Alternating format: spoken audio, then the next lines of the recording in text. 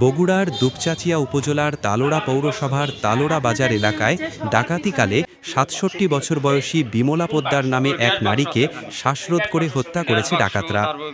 এছাড়া নগদ টাকাসহ মালামাল লুট করেছে তারা।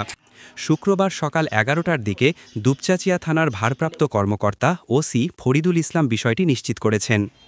এর আগে বৃহস্পতিবার ১৭ অক্টোবর দিবাগত রাত ২:৩০টার দিকে এ ঘটনা ঘটে। নিহত বিমলা পোদ্দার বগুড়ার দুপচাচিয়ার তালোড়া এলাকার মৃত রাধেশ্যাম পোদ্দারের কন্যা। স্থানীয় সূত্রে জানা যায়, রাতের অন্ধকারে ৫ থেকে ৭ জনের একটি ডাকাত দল টিনের চাল কেটে ঘরে প্রবেশ করে।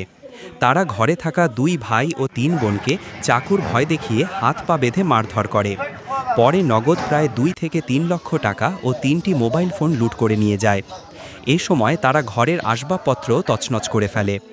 ডাকাতির সময় বড় বোন বিমলা পোদ্দার ডাকাতদের বাধা দিলে তাকে শ্বাসরোধ করে হত্যা করা হয় বলে পুলিশ প্রাথমিকভাবে ধারণা করছে।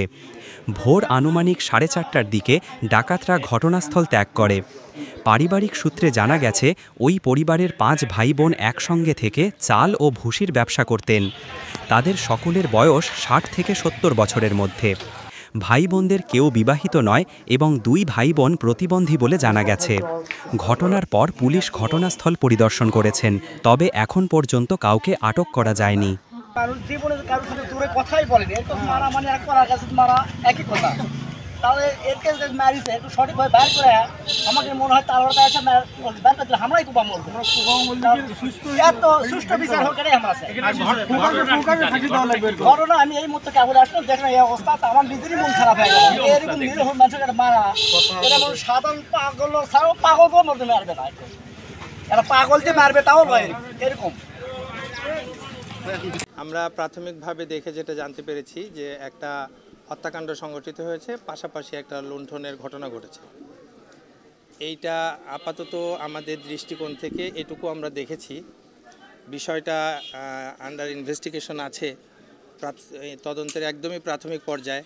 আমরা থানা পুলিশ সহ জেলা পুলিশের বিভিন্ন ইউনিট, তারপরে পিবিআই, অন্যান্য পুলিশের সংস্থা সবাই ঘটনাটি তদন্ত করছে। আমরা এই বিষয়ে আশাবাদী, ইনশাল্লাহ আমরা অচিরে এর রহস্য উদ্ঘাটন করতে সক্ষম হব।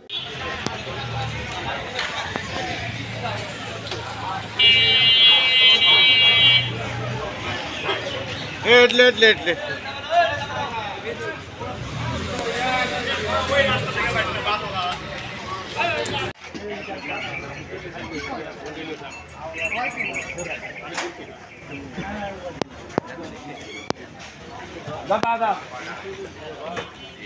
রাত থেকেই ছিলেন, ঘুমায় না আপনি দেখেছি ভাই।